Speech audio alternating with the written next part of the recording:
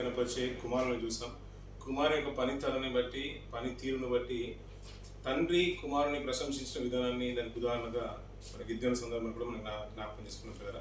అలాగే యజమానుడు దాసుని చేత గణపరచబడతారు కదా. అలా గణపరిచిన వారిలో పాత నిబంధనలు కొన్ని విలువైన మాటలు మనం జ్ఞాపకం చేసుకున్నాం. దమస్కు ఎలియాషర్ అయిన అబ్రహాం గారి దాసుల గురించి మనం జ్ఞాపకం చేసుకున్నాం. గతించిన దినాల్లో ఇక విలువైన మాటలు మనకు నచ్చిన మాటల నుంచి సౌలు యొక్క ఆయుధాలు మోడి వారి గురించి మనం జ్ఞాపకం చేసుకున్నాం పిల్లలు. నిజంగా ఏంటంటే అక్కడ ఒక మంచి మాట అర్థమైన మాట ఏంటంటే, యజమానుడు ఏది చెప్పినా చేసే వాళ్ళు ఈ లోకంలో ఉంటారు, అంటే బ్లైండ్గా వెళ్ళిపోయే వాళ్ళు ఉంటారు. కానీ సౌలు విషయంలో తన ఆయుధాలు మోయేవాడు తీసుకున్న నిర్ణయం చాలా అద్భుతమైంది, ప్రశంసించనీయమైంది. ఎందుకంటే నన్ను చంపు, నేను ఫిలిష్తీయుని చేతిలో చిక్కి నేను చనిపోవడం నాకు ఇష్టం లేదు. వాని చేతిలో అడిపి సున్నతి లేని వాని చేతిలో నేను చంపబడడం కంటే నీ చేతిలో చంపడం యోగ్యము, నన్ను చంపమన్నప్పుడు నేను చంపను అని యెహోవా సేవకుడైన సౌలుకు భయపడి అతను చంపకపోవడం, సౌలు తనకు తానే ఖడ్గం మీద పడి చనిపోబడ్డము అనేది మనం చూస్తున్నాం. ఆ తరుణంలో తన యజమాను లేనప్పుడు నేను కూడా బ్రతకడం శూన్యం అనుకొని తనను తాను చంపుకున్న ఆ సేవకుని మనం చూసాం. అంటే నా గొప్పగా బ్రతికాడు, యజమాని నిమిత్తము అంటే కీడు చేయకుండా బ్రతికినవాడు. అంతేకాదు యజమానులు లేని జీవితం నాకు అక్కర్లేదని తన ప్రాణాన్ని పెట్టినవాడు సౌలు యొక్క ఆయుధాలు మోయేవాడు. ఈ సందర్భాన్ని మనం చక్కగా జ్ఞాపకం చేసుకున్నాం. అంతేకాదు ఇంకొక సేవకుల గురించి కూడా మనం జ్ఞాపకం చేసుకున్నాం. ఇంకొక సేవకుడు ఎవరు? దావీదు గారి విషయంలో 3 సేవకులు కనబడుతున్నారు. తన ప్రాణాలను సైతం లెక్క చేయకుండా, అంటే వారు బెత్లెహేము ఊరికి వెళ్ళి ఆ గవిని బావి దగ్గర ఉన్న నీళ్లు చేతికొచ్చిన తన నమ్మకమైన సైన్యంలో ఉన్న 3 బలిష్ఠులు మనం చూసుకున్నాం పిల్లలు. ఇలాంటి వాళ్ళలో విలువైన మాటలు మనం జ్ఞాపకం చేసుకున్నాం. అదే తరుణాన్ని కొనసాగిస్తూ ఈరోజు కూడా కొన్ని విలువైన సంగతులు, నిజంగా ఆశ్చర్యం అనిపించిన మాటలు మేము ముందు నుంచి ఆశపడుతున్నాం. దేవుడిచ్చిన ఈ జ్ఞానయుక్తమైన మాటలు మనం ఆలోచించడానికి ప్రయత్నం చేద్దాం పిల్లరా. ఇక్కడ ఏంటంటే దాసులు యజమాన్ని గణపరుస్తూ ఉంటారు. మనం గతించిన దినాల్లో ఒక మాట చూసుకున్నాం. ఏ దాసుడు యజమాడు వచ్చుట చూసి మెలకుగా ఉంటాడో వాడు నిజంగా ధన్యుడు అనే మాటలు ప్రభువైన యేసు సాక్షాత్తు శిష్యులతో చెప్తూ ఉంటారు. లూకా సువార్తలో చూసాం, మత్తయి సువార్తలో కూడా మనకు కనబడుతుంటారు భాగం. యజమాను చిత్త మెరుగని వాడు కూడా, అని చిత్త మెరిగియు దాని ప్రకారం చేయని వాడు, అంటే లెక్కలేని దెబ్బలు తినని మాట మనం జ్ఞాపకం తీసుకున్నాం పిల్లలు. ఆ మాటలు మన మనసులో ఉన్నాయి కాబట్టి ముందుకు వెళ్తున్నాం. ఈ దాసుల గురించి ఒక మంచి మాట జ్ఞాని అయిన సొలొమోను కూడా మాట్లాడతారు. ఆ దాసుని, నమ్మకమైన వాడిని ఇంకొక మాటతో పోలుస్తూ ఉంటాడు. 2 వర్షాలు మనం చూసుకుని ముందుకెళ్దాం. సామెతలు 15వ అధ్యాయం, మనం మాకు తెలిసిన మాటల నుంచి సుపరిచిత మాట. సామెతల గ్రంథము 15వ అధ్యాయము. ఇప్పుడు మంచి మాట మాట్లాడుతుంటాడు కదా.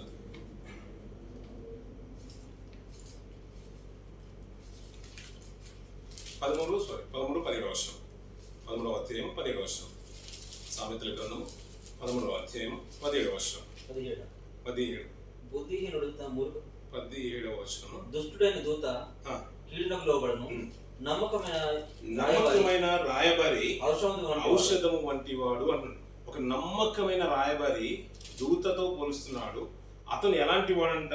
ఔషధం లాంటి వాడు అంటున్నాడు పిల్లలు. నమ్మకమైన రాయబారి ఎలాంటి వాడంట? ఔషధం వంటి వాడంట. ఇదే మాట ఇలా మనసులో ఉంచుకుందాం. అలాగే మాట ఇంకొక మాట కూడా 25వ అధ్యాయంలో చూద్దాం పిల్లలు. సామెతల గ్రంథం 25వ అధ్యాయం 11వ వచనం నుంచి మాట చూద్దాం పిల్లలు. నమ్మకమైన దూత తనను పంపు వారికి కోతకాలపు మంచు చల్లదనం వంటి వాడు, వాడు తన యజమానుల హృదయమును తెప్పరిల్ల చేయును అంటున్నారు. దాసుడు వారికి ఉన్న స్థాయిని బట్టి, అంటే నమ్మకత్వాన్ని బట్టి యజమానుల దృష్టికి ఎలాంటి వాడంటే నమ్మకంగా బ్రతికేవాడంట, ఔషధం లాంటి వాడంట నమ్మకమైన రాయబారి. ఎందుకంటే సర్వసాధారణంగా యజమానులనే దాసులు పంపిస్తూ ఉంటారు. ఒక వర్తమానాన్ని తీసుకుని వెళ్తారు. దూత లాంటి పొజిషన్, అంటే వాళ్ళ పోస్ట్ ని నిర్వర్తిస్తారు కాబట్టి వారు ఔషధం లాంటి వారు అన్నాడు. అంతేకాదు ఇక్కడ ఏమంటాడు? నమ్మకమైన దూత తనను పంపు వారికి కోతకాలపు మంచు చల్లదనం వంటి వాడంట. మంచు పడుతూ ఉంటే చల్లదనం ఎంత బాగుంటుంది, అలాంటి స్థాయిని దూతకిస్తున్నాడు దేవుడు. అంతేకాదు ఇంకో మాట మాట్లాడుతున్నాడు, వాడు తన యజమానుల హృదయమును తెప్పరిల్ల చేయనంట. అంటే ఇది వర్తమానాన్ని తీసుకెళ్లి సరైన రీతిలో చేరవలసిన వారికి చేరవేస్తూ ఉంటే అది ఔషధంతో పోలుస్తున్నాడు. అంతేకాదు ఆ మాటను బట్టి అంట తన యజమాని హృదయము తెప్పరిల్లుతుంది అని అంటున్నాడు పిల్లలు. ఈ 4-5 మాటలు, ఒక మాట చూసుకున్నట్టు నమ్మకమైన వాడు తన దాసుడిగా బ్రతికినట్లయితే, అంటే తన దాసుని కింద, యజమాని కింద బ్రతికితే నమ్మకమైన వాడు తన యజమానికి ఏంటంటే తన హృదయం తెప్పరిల్లుతుందంట. వాడు ఔషధం లాంటి వాడు అంటున్నాడు. అంతేకాదు వాడు తను పంపిన వారికి కోతకాలపు మంచు చల్లదనం వంటి వాడు అన్నాడు. ఇలాంటి స్థానం, ఇందులో ఉన్న మంచి లక్షణాలు ఏ దాసుడు అయితే కలిగి ఉంటాడో నిజంగా ఆ యజమానులు ధన్యులు, వారికి వారి వలన మేలే కలుగుతుందనే విషయాలు మనకు అర్థమవుతూ ఉంటాయి. మచ్చుకు పాత నిబంధనలో కొన్ని విలువైన మాటలు మనం చూద్దాం పిల్లరా. న్యాయాధిపతుల గ్రంథము, న్యాయాధిపతులు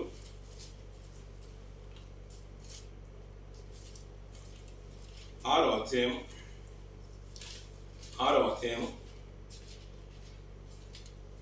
25-27 వచనాలు చూద్దాం పిల్లరా. 2 వచనాలు చూసుకుని మనం ముందుకు వెళ్దాం పిల్లరా. మరియు 25వ వచనం నుంచి, మరియు ఆ రాత్రి అందే యెహోవా నీ తండ్రి కోడెను అనగా 7 ఏండ్ల రెండవ ఎద్దును తీసుకుని వచ్చి దానికి పైగానున్న నీ తండ్రి కట్టిన బయలు యొక్క బలిపీఠమును పడగొట్టి దానికి పైగానున్న దేవతా స్తంభమును నరికివేసి తగిన ఏర్పాటుతో ఈ బండ కొనను నీ దేవుడైన యెహోవాకు బలిపీఠము కట్టి ఆ రెండవ కోడను తీసుకొని వచ్చి నీవు నరికిన ప్రతిమ యొక్క కర్రతో దహన బలి అర్పించుమని అతనితో చెప్పాను. ఇది ఏ సందర్భం అంటే యెహోవా దూత గిద్యోని గారితో మాట్లాడుతున్న సందర్భం. నేను ఆ మిద్యానులను నీకు అప్పగిస్తాను, ఇంకా నమ్మకం లేకపోతే ఇగో దీన్ని కావాలంటే ఈ భక్ష్యాన్ని, అంటే గిద్యోని గారు ప్రశ్నించిన సందర్భం తెలుసు, అతని సూచనలు అడిగిన సందర్భం మాకు బాగా తెలుసు. భక్ష్యములన్నీ కూడా రాతి మీద పెట్టి ఇది కావాలని దీన్ని ఆగ్రహించుకున్నప్పుడు ఆ దూత దాన్ని ముట్టగానే అది అగ్నితో ధూపద్రవ్యంగా మారిన సందర్భం బాగా తెలుసు. ఇలాంటి తరుణంలో గిద్యోనికే దేవుడు యెహోవా దూత టెస్ట్ పెట్టాలనుకుంటున్నాను. నువ్వేం చేయాలంటే ఈ రాత్రే మన గతించిన దినాల్లో మాట్లాడుకున్నాం అన్నమాట. అంటే తండ్రి తన కుమారుని పని బట్టి ప్రశంసింపబడుతున్నాడు. తండ్రి తన కుమారుడికి సపోర్టివ్గా నిలబడిన సందర్భంలో ఈ మాట జ్ఞాపకం చేసుకున్నాం. ఇక్కడ ఏంటంటే ఆ పని చేయాలి కాబట్టి నువ్వేం చేయాలంటే ఆ కోడెని తీసుకుని వెళ్ళిపో, 7 ఏళ్ల కోడెని తీసుకుని వెళ్ళిపో, బలిగా అర్పించు. దానికంటే ముందుగా ఆ కర్రను తెగను ఏదైతే నువ్వు బలిపీఠని అది దేవతా స్తంభాన్ని కూల్ చేస్తావో అదే కర్రను దహన బలిగా అర్పించేసి అక్కడ అర్పించే విధానంలో ఒక పనిని దేవుడు అతను ముందు పెట్టినాడు. ఆ విషయంలో భయపడకుండా ముందుకు వెళ్ళడానికి అంటే గిద్యోని గారు తీసుకున్న నిర్ణయంలో కొంతమంది మనకు కనబడుతున్నారు చూడండి పిల్లలు. కాబట్టి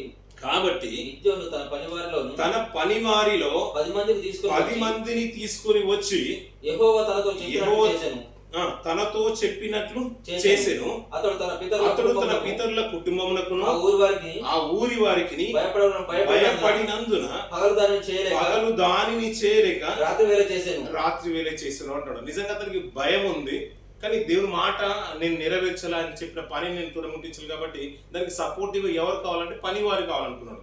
ఎంతమందిని తీసుకుని వెళ్తున్నారు?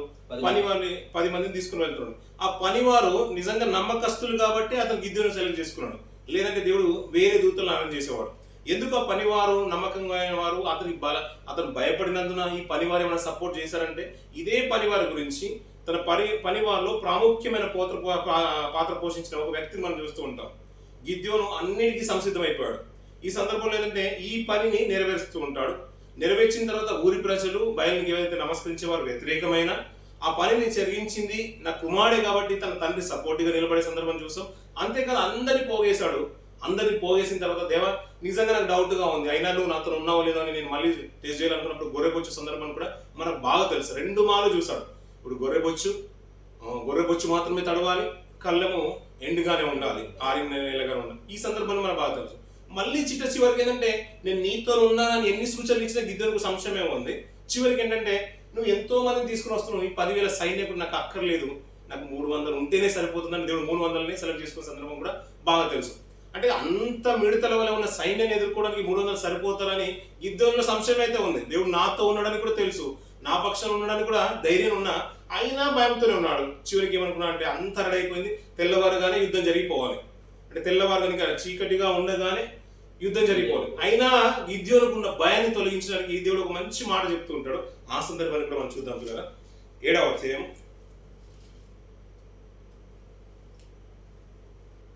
7వ అధ్యాయము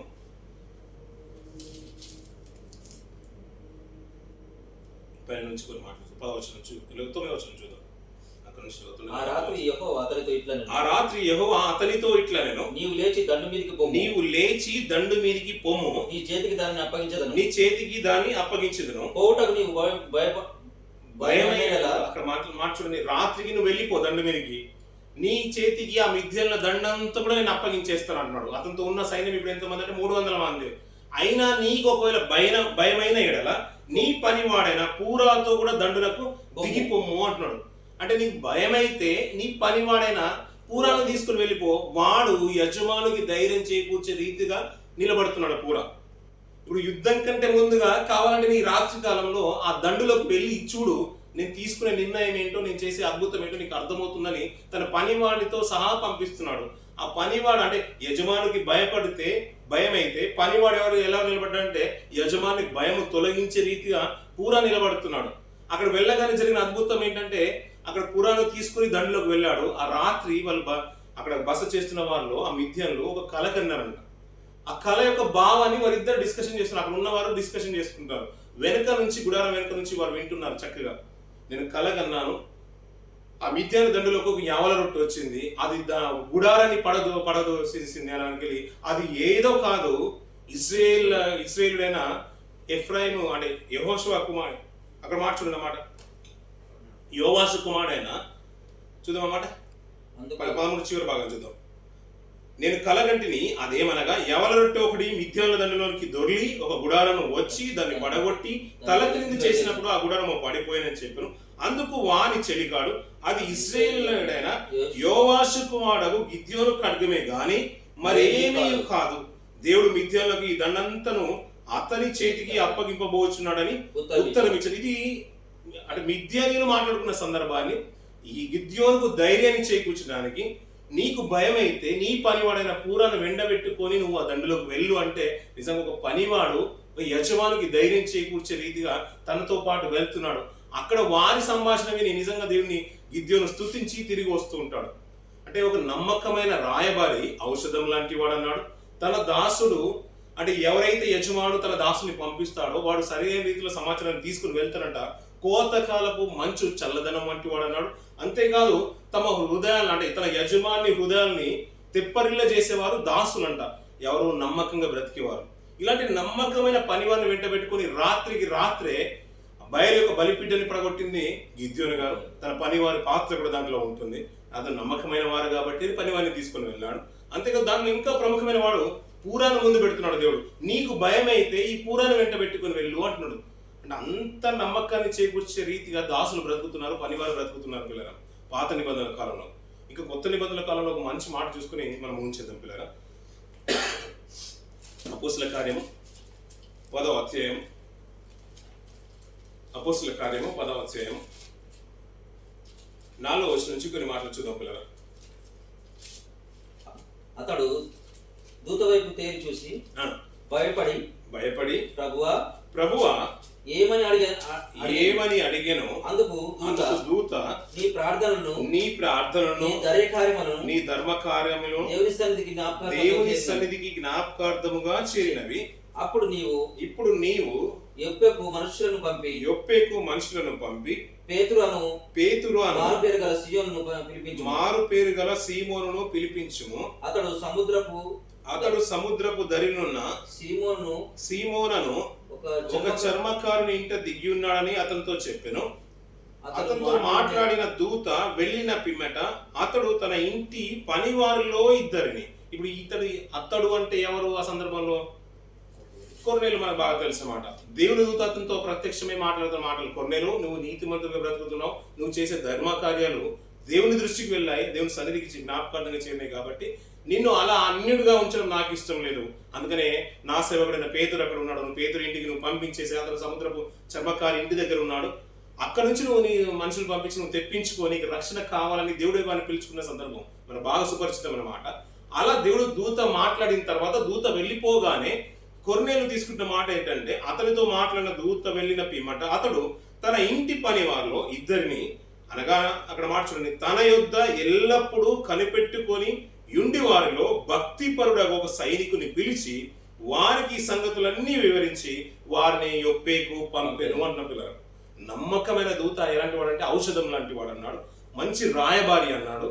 అంతేకాదు యజమానిని హృదయాన్ని తెప్పరిల్ల చేస్తానన్నాడు, వారు కోతకాలకు మంచు చల్లదనం వంటి వాడు అన్నాడు. అలాంటి లక్షణాలు నిజంగా ఆ పూరా గిద్యోనుకు ధైర్యం చేకూర్చినట్టుగా దండులోకి వెళ్ళడానికి గిద్యోను భయపడితే నీకు భయం అని పురాన్ని తీసుకొని వెళ్ళాలంటే వద్దు ప్రభా నువ్వు నాతో ఉన్నావు నాకు అక్కర్లేదు అని గిద్యోను పలకలేదు. తన పని వాడినైనా పూరను వెంట పెట్టుకుని వెళ్ళాడు. ఇక్కడ కూడా ఏంటంటే కొర్నేలు నమ్మకమైన వాళ్ళు అంటున్నాడు. అందుకనే ఆ మాట ఏంటంటే తన యందు తన యొద్ద ఎల్లప్పుడూ కనిపెట్టుకొని ఉండి వారిలో భక్తిపరుడు ఒక సైనికుని పిలిపించేశాడంట. ఈ విషయాలన్నీ కూడా అతనికి చెప్పేసి నువ్వు పేతురుని తీసుకొని రాపు అని పంపించినప్పుడు వారు అక్కడికి వెళ్ళి అక్కడ చూస్తున్న సమాచారం చూడండి పిల్లలు, 10వ వచనం చూడండి. పేతురు తనకు కలిగిన దర్శనం ఏమైనా ఇండును అని తనలో తనకు ఎటు తోచక ఉండగా కొర్నేలు పంపిన మనుషులు సీమోను ఇల్లు ఏదని విచారించి తెలుసుకొని వాకిట నిలిచి ఇంటి వారిని పిలిచి పేతురు అను మారు పేరు గల సీమోను ఇక్కడ దిగి ఉన్నాడా అని అడిగిరి. పేతురు ఆ దర్శనం గురించి యోచించుచుండగా ఆత్మ ఇదిగో 3 మనుషులను వెతుకుచున్నారు, నువ్వు లేచి క్రింది దిగి సందేహింపగా వారితో కూడా వెళ్ళము, నేను వారిని పంపినని అతనితో చెప్పాను. పేతురు ఆ మనుషులకు దిగి వచ్చి ఇదిగో మీరు వెదుకువాడను నేనే, మీరు వచ్చిన కారణమేమని అడిగాను. అందుకు వారు నీతిమంతుడును దేవునికి భయపడిన వాడును యూదాచరులందరి వల్ల మంచి పేరు పొందిన వాడైన శతాధిపతి యొక్క కొర్నేలు అని ఒక మనుషుడు ఉన్నాడు, అతడు నిన్ను తన ఇంటికి పిలువనంపించి నీవు చెప్పు మాటలు వినవాలని పరిశుద్ధ దూత వలన బోధింపబడినని చెప్పిరి. అప్పుడు అతడు వారిని లోపలికి పిలిచి ఆతిథ్యం ఇచ్చాను అంటున్న పిల్లలు. అంటే అంత నమ్మకమైన దాసులు ఆ రోజులున్న యాజకులకు ఉన్నారు కాబట్టి వారి కుటుంబాలు కూడా చక్కగా ఉన్నాయి పిల్లలు. మన అబ్రహాం గారి విషయంలో ఎలియాజర్ని కూడా అంతే చూస్తూ ఉంటాం. దేవుడైన యెహోవా యజమాన్ని ఆస్వాదించేశాడు, అతడు గొప్పవాడు, బహు ధనవంతుడు, అన్ని విషయంలోనూ సమృద్ధిగా ఆస్వాదించేశాడు. అందుకని ఇస్సాకు తన యజమాని కుమారునికి భార్య కావాలని గొప్పగా మాట్లాడుతుంటాడు ఎలియాజరు కూడా. అదే మాటలు నిజంగా ఇక్కడ ఉన్న తన యొద్ద ఎల్లప్పుడూ కనిపెట్టుకుంటున్న ఆ వ్యక్తి సైనికుడుగా అంతే అద్భుతంగా మాట్లాడుతున్నాడు. ఆ మాట చూడండి, నిజంగా చెప్పాలంటే అతడు నీతిమంతుడును దేవునికి భయపడివాడును యూదాచరులందరి వలన మంచి పేరు పొందివాడునైనా శతాధిపతి కొర్నేలి అని ఒక మనుషుడు ఉన్నాడు, అతడు నిన్ను తన ఇంటికి పిలువనంపించి నువ్వు చెప్పు మాటలు వినవలనని పరిశుద్ధాత్మ దూత వలన బోధింపబడినని చెప్పిరి అన్నాడు పిల్లలు. ఒక ఔషధం లాంటి వాడు, నమ్మకమైన రాయబారి. తన యజమాని గురించి తప్పుడు మాటలు మాట్లాడలేదు. నిజంగా చెప్పాలంటే ఏదైతే యజమాని పంపించేసాడో అక్కడ వెళ్ళు, నువ్వు వర్తమానం తీసుకొని వెళ్ళు, అతన్ని తీసుకొని వెళ్ళి చెప్పి నా దగ్గరికి తీసుకొని రాన్నప్పుడు అదే మాటలు తీసుకొని వెళ్ళి అతను వెదికి యొప్పేకి వెళ్ళి సమాచారం తీసుకొని వచ్చి ఆ పేతురును తీసుకుని వచ్చే సందర్భాన్ని మనకు చాలా చక్కగా మనకు అర్థమవుతుంది. కానీ వారి గురించి ఏంటంటే అంతగా అంటే ఎల్లప్పుడూ కనిపెట్టుకునేవారంట తన దాసులు. అందుకనే మాట లూకాసు వార్తలు మనం ఎప్పుడు చూస్తున్న మాట, ఆ మాట చూసుకుని ముగించేద్దామా. లూకాసు వార్తల యజమాని గురించి ప్రభు చెప్తున్న మాటలు, తన దాసుల గురించి చెప్తున్న మా సందర్భాన్ని చూసుకుని ముగించేద్దాం పిల్లలు. తరచు చదువుతున్న మాట 12వ అధ్యాయంలో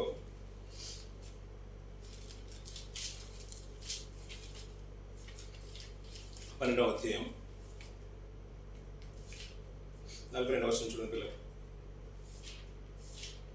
ప్రభువు ఇట్లా నేను తగిన కాలంలో ప్రతి వారికి ఆహారం పెట్టుటకు యజమానుడు తన ఇంటి వారి మీదకి నియమించినట్టు నమ్మకమైన బుద్ధి గల గృహ నిర్వాహకుడు ఎవడు వచ్చి వాడు ఆలాగు చేయుచుండుట కనుగొనును ఆ దాసుడు ధన్యుడు. ఎల్లప్పుడూ అంటే కనిపెట్టుకుని నమ్మకంగా బ్రతికే దాసుడు ధన్యుడు అనే సందర్భాన్ని తెలియజేస్తున్న మాటలు. కిందికి ఒక మాట చూసినట్లయితే, అయితే ఆ దాసుడు నా యజమానుడు వచ్చుట ఆలస్యం చేయుచున్నాడని తన మనసులో అనుకొని దాసులను దాసీలను కొట్టి తిని త్రాగి మత్తుగా ఉండసాగాను. వాడు కనిపెట్టని దినములలో ఎరుగని గడియలను ఆ దాసుడు యజమాను వచ్చి వాడిని నరికించి అపనమ్మకస్తులతోనూ వానికి పాలు నియమించును.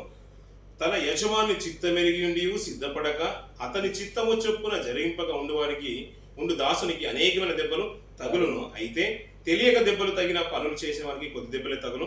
ఎవరికి ఎక్కువగా ఇయ్యబడునో వాని యుద్ధ ఎక్కువ తీయజుదురు. మనుషులు ఎవరికి ఎక్కువగా అప్పగించరు వాని యుద్ధ ఎక్కువ ఆడుదురు. కిందికి ఒక మాట చూడండి పిల్లలు, ఇంత పైన మాటలు 35వ వచనం నుంచి 36వ వచనం నుంచి. ప్రభువు పెళ్లి విందున నుండి వచ్చి తట్టగానే అతనికి తలుపు తీయుటకు అతడు ఎప్పుడు వచ్చునో అని అతని కొరకు ఎదురు చూసి మనుషుల వల్లే మీరు ఉండుడి అంటున్నాడు.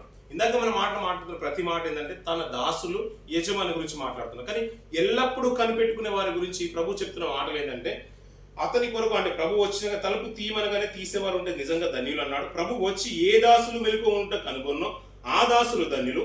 అతడు నడుము కట్టుకొని వారిని భోజన పంక్తిని కూర్చుండబెట్టి తానే వచ్చి వారికి ఉపచారం చేయునని మీతో నిశ్చయంగా చెప్పుచున్నాను అంటున్నాడు పిల్లలు. అంటే మనల్ని 15వ అధ్యాయం 15వ వచనం చూస్తూ ఉంటాం యోహాను సువార్తలో. ఇక్కడ నుంచి నేను దాసులని కాదు మిమ్మల్ని స్నేహితులు అంటాడు. మనం అందరము దాసులమే కదా, ఎందుకంటే ఒకప్పుడు పాపానికి బానిసత్తులుగా ఉన్న మనల్ని మంచి స్థితిలోకి తీసుకొని వచ్చి మనం నిలబెట్టేసాడు కదా. దాసుల గురించి మాట్లాడుతూ నిజంగా యజమాని చిత్తం మెరిగి బ్రతికేవారు నిజంగా ధన్యులు, కనిపెట్టుకుని బ్రతికేవారు నిజంగా ధన్యులు, వారికి ఒక మంచి స్థానం ఉంది అంటున్నాడు. నేను మిమ్మల్ని దాసులని చూడనంటున్నాడు. ఇతను మనకు నిజంగా యజమాని అయినప్పటికీ అతను ఏమంటే ఎవరైతే మెలుకోకుండి దేవుని యొక్క చిత్తం నెరిగి యజమాని చిత్తం మెరిగి ఆ రీతిగా నమ్మకంగా బ్రతుకుతారో ఆయన వచ్చి దాసుని స్వరూపం ధరించుకొని ఆయనే నడుము కట్టుకొని మనల్ని యజమాని స్థితిలో కూర్చోబెట్టి మనకు వడ్డన చేస్తాను అంటున్నాడు. పిల్లగా నడుము కట్టుకొని ఆయనే చూస్తాను అంటున్నాడు. నిజంగా అలాంటి దాసుల విషయంలో చాలా మందిని మనం చూస్తూ ఉంటాం. శతాధిపతి కూడా మాట్లాడుతుంటారు, నా దగ్గర నేను కూడా అధికారంకు లోబడిన వాడనే, నా దగ్గర కూడా చాలా మంది పనివారు ఉన్నారు, ఒకరిని రమ్మంటే వచ్చును, ఒకరి బొమ్మంటే పోను, నా కింద కూడా లోబడిన వారు చాలా మంది ఉన్నారు, నువ్వు నా సన్నిధి కంటే నాకు గృహానికి వచ్చే అవసరం కూడా లేదు ప్రభువా, దయచేసి మాట మాత్రము సెలవియ్యు అంటాడు. అంటే ఒక శతాధిపతి తన అధికారం కింద లోబడి వారిని మాట చెప్తే పనివారు వింటారు అంటున్నారు. అందుకనే నమ్మకమైన దాసులు నిజంగా ధన్యులు పిల్లలు. అది లోకంలో బ్రతుకున్న ఒక అధికారి కింద బ్రతుకుతున్న వారైనా దేవుని చిత్తం మెరిగి బ్రతికి మనమైనా నిజంగా ధన్యులమే అంటున్నాడు. ఒకవేళ నువ్వు దాసులుగా బ్రతుకుతున్నావని చింత చెందాల్సిన అవసరం లేదంట. అందుకని ప్రభు ఏమంటున్నాడంటే మిమ్మల్ని నేను దాసులని పిలువను, నా స్నేహితులను అంటున్నాను. ఆయన వచ్చి మెలుకోబడి ఎవరైతే బ్రతుకుతారో తలుపు తీస్తారో ఆయన చిత్తం మెరిగి బ్రతుకుతారో వారిని కూర్చుండబెట్టి నేనే ఒక యజమాని స్థానం మీకు ఇస్తాను, నేను దాసుని స్వరూపాన్ని నేను ధరించుకుని మీకు వడ్డన చేస్తానని దేవుడు అస్తి స్థానం ఇస్తున్నాడు. పిల్లరా నమ్మకంగా బ్రతికేవారు ఔషధం లాంటి వారు అన్నారు. మరణమైన స్థితిగతుల్లో ఉన్నవారిని కూడా తమ యజమానుల ప్రాణాలు దక్కించుకున్న దాసురాలు ఉన్నారు, దాసులు ఉన్నారు. ఒక వర్తమానాన్ని తీసుకుని వెళ్ళేవారంట తమ హృదయాన్ని అంటే యజమానుల హృదయాన్ని తెప్పరిల్లా చేస్తారంట పిల్లలు. అలాంటి మంచి వర్తమానం తీసుకొని వెళ్ళిన సేవకుల్ని మనం చూసుకున్నాం. కొర్నేలు సందర్భంలో కూడా అదే తీసుకున్నాం. ఏ వర్తమానాన్ని అయితే యజమానుడు ఇచ్చాడో అదే వర్తమానాన్ని తీసుకెళ్లి వారి యొక్క ఇప్పేలో ఉన్న పేదరుగా వర్తమానాన్ని తీసుకుని వచ్చారు. అతన్ని తీసుకుని వచ్చినప్పుడు అతని కుటుంబమే కాదు, తన పరివారమే కాదు, తన బంధువర్గం అందరూ కూడా రక్షణ పొందిన సందర్భాన్ని మనకు బాగా తెలుసు. మనం కూడా ఒకప్పుడు పాపం అనే బానిసత్వంలో ఉన్న ఆ పాపం అనే బానిసత్వ సంఖ్యలు తెంచి మనం ప్రభు యొక్క దాసులుగా చేసుకున్నాడు. మనం దాసులమని బాధ చెందాల్సిన అవసరం లేదు, నిరాశ చెందాల్సిన అవసరం లేదు. నువ్వు నమ్మకం బ్రతికితే నువ్వు ధన్యుడివయ్యా. ఆ దాసుని స్థానం కాకుండా నీకు యజమాని స్థానాన్ని ఇస్తానన్నాడు. దేవుని యొక్క కుమారులుగా మనం నిలబెడతానన్నాడు. పిల్లగా అటు నమ్మకంగా బ్రతికే దాసుని స్వరూపం మనం కనుక ధరించుకున్నట్లయితే మనని యాజకుల స్థానం నిలబెడుతున్నాడు, తన కుమారుల స్థానాన్ని మనకి ఇస్తానంటున్నాడు. అటు నమ్మకంగా బ్రతికే ప్రార్థనను మనం పోషిద్దాం. పిల్లలు పాత నిబంధనలు విలువైన మాటలు మనకు కనబడుతూ ఉంటాయి. నమ్మకంగా బ్రతికిన సేవకులైనా కానీ దాసురాలైనా కానీ అటు వారిని ఊరికే విడిచిపెట్టలేదు. పిల్లలు వారు రాజులు కూడా వారికి ఇవ్వాల్సిన స్థానం ఇచ్చేశాడు. మనకున్న రాజు అంతకంటే గొప్పోడు, అంతకంటే ఘనమైన స్థానాన్ని మనకి ఇవ్వడానికి ఆయన సిద్ధంగానే ఉన్నాడు. అలాంటి స్థానాన్ని పొందుకునే రీతిగా మనము మన కుటుంబ సంఘాన్ని మనం కాపాడుకుందాం, భద్రం చేసుకుందాం. ఆ స్థితిలో ఉండాలని మనస్ఫూర్తిగా కోరుకుందాం. కొద్ది మాటలు దేవుడు దీవించి ఆస్వాదించిన గాక.